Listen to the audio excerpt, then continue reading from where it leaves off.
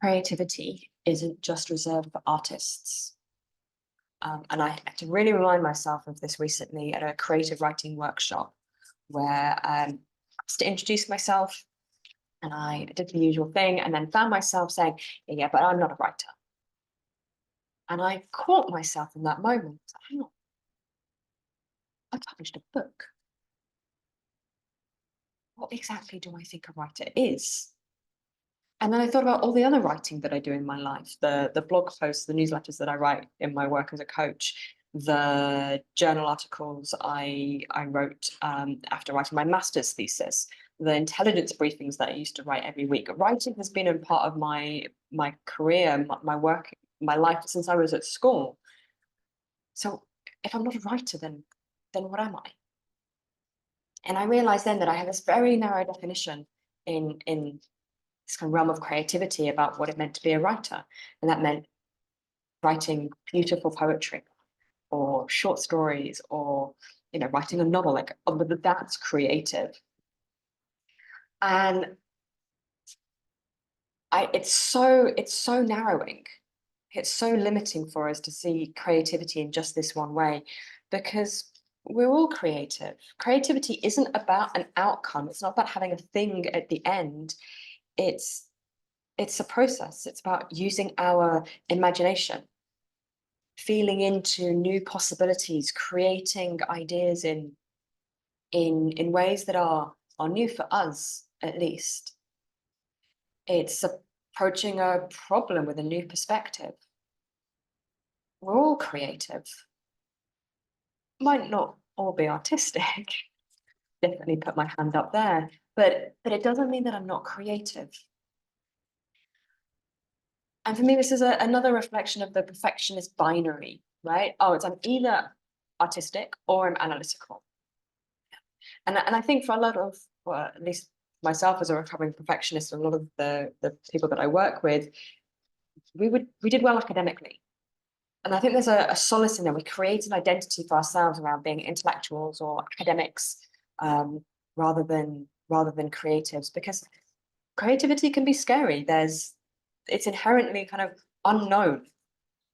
You start putting something together, you don't know how it's going to turn out. Whereas plugging something into a spreadsheet or analyzing something that somebody else has created, there's a safety in that, I think. So how might you embrace your innate creativity a little more? Well, I think the first thing is getting away from this. Yeah, getting away from these little boxes that we spend all of our time in these days, whether it's the laptop, our phones, because creativity is about perspective. It's about seeing the world in new ways. So you need to see the world in new ways. Try now, take your gaze away from the screen. Whether it's out of the window or find something in the room that your eyes simply enjoy looking at. Allow your gaze to be soft for a moment.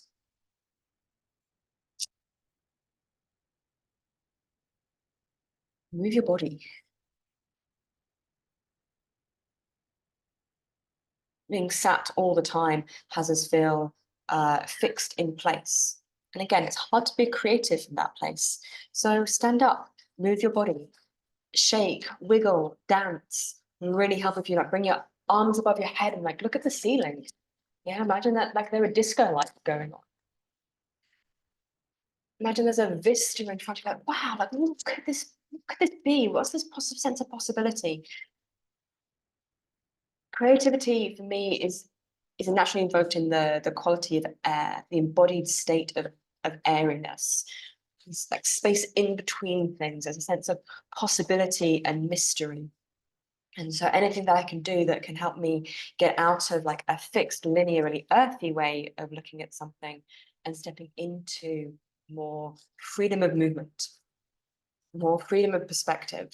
You might have an object that represents the thing that you're working on and try looking at it from different angles. Turn it upside down. What does it look like from underneath, from on top? How does it feel against your skin? Get curious about it. Find that curiosity can be a beautiful gateway into creativity, because it's innate. I think we all are creative, inherently creative as children, and a lot of us kind of unlearn that skill as we grow up. So finding ways to enact your inner child, bring some playfulness, some curiosity, some movement back into what you're doing, can be a wonderful way of tapping back into your innate creativity and trusting that process, even if it's not artistic.